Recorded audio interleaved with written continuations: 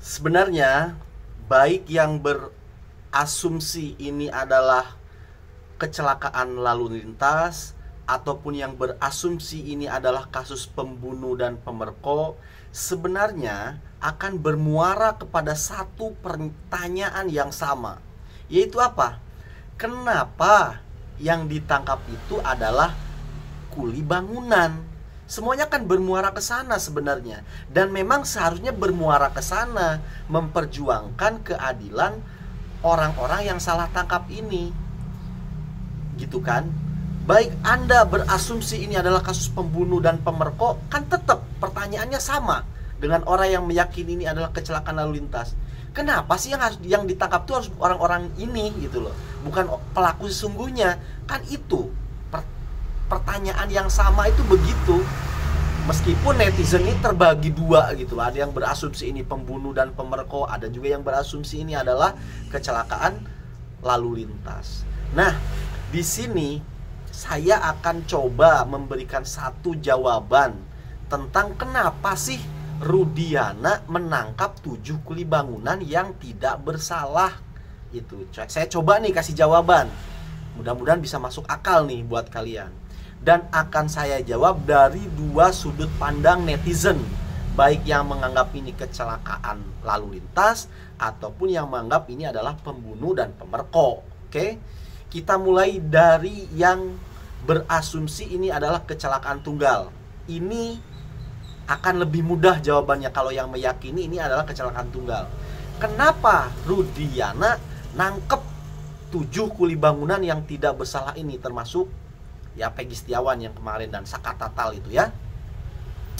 Maka jawabannya adalah satu, karena Rudiana itu terbawa emosi oleh video yang dikirim kakaknya Vina kesurupannya Linda.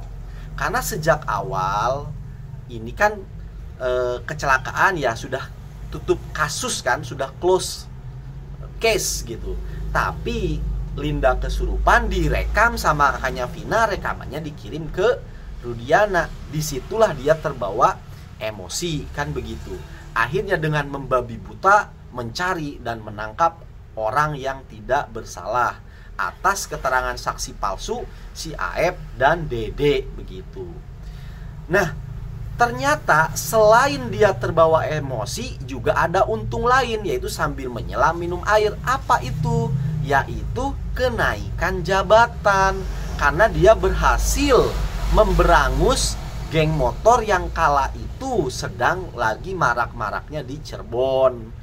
Karena ini di BAP-nya di si 7 kuli bangunan yang ditangkap ini termasuk Saka Tatal itu diidentifikasi ataupun dilaporkan sebagai geng motor. Dan memang setelah kejadian itu geng motornya mereda di Cirebon.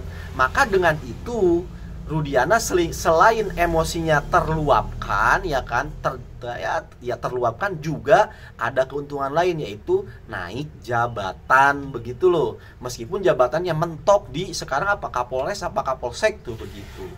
Nah begitu tuh.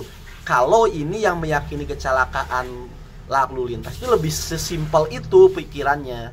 Jadi tetap fokusnya ke 7 terpidana karena salah tangkap gitu loh. Jadi motifnya apa Rudiana? Ya itu tadi, karena emosi anaknya korban. Yang kedua dikarenakan ada untung lain, yaitu apa? Naik jabatan, begitu kan? Nah yang rumit ini yang punya asumsi kedua, yaitu apa? Ini adalah kasus pembunuh dan pemerkosa gitu loh.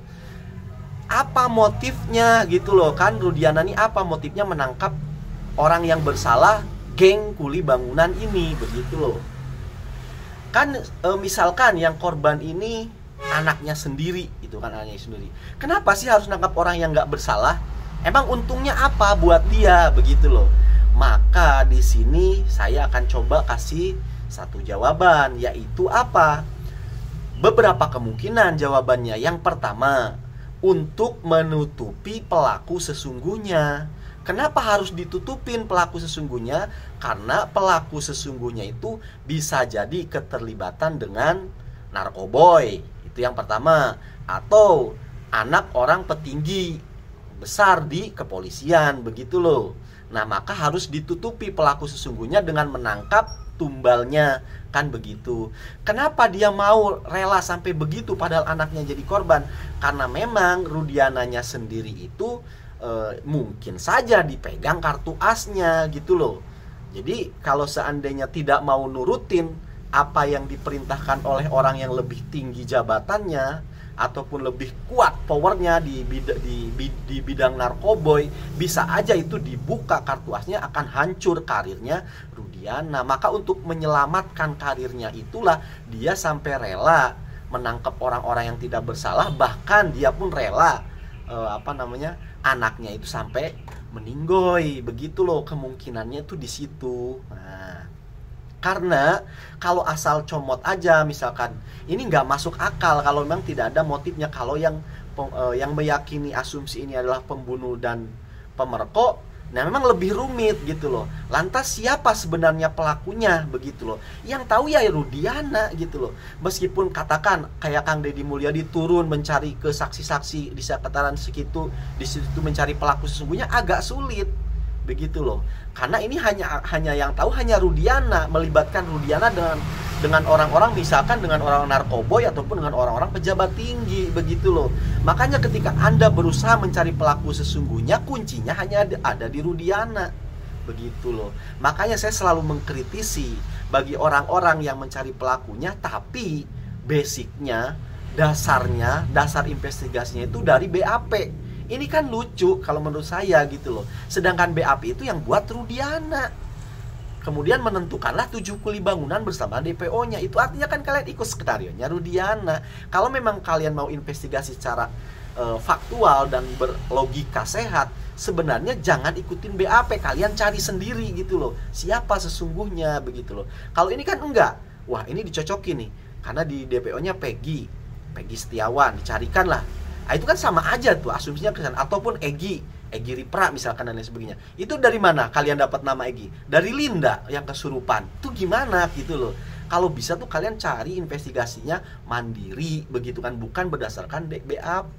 Karena kalau udah berdasarkan BAP itu sama aja skenarionya Rudiana. Gimana? Mumet? Ya udahlah, kalau mumet masuk kolom komentar, tanyain